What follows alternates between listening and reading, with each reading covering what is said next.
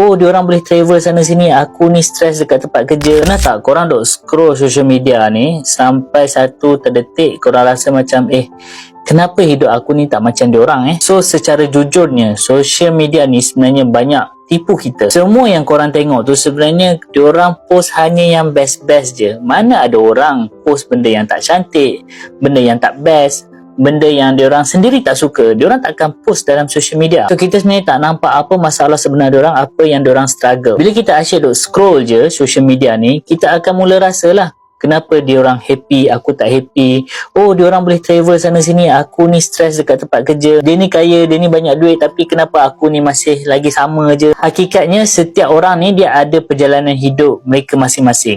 Yang kita nampak tu hanya surface je, sikit je yang kita nampak. Macam iceberg tu, yang kita nampak dekat atas tu sikit je, tapi dekat bawah tu macam-macam struggle ada. Contohlah korang scroll nampak gambar member korang pergi travel kat luar negara.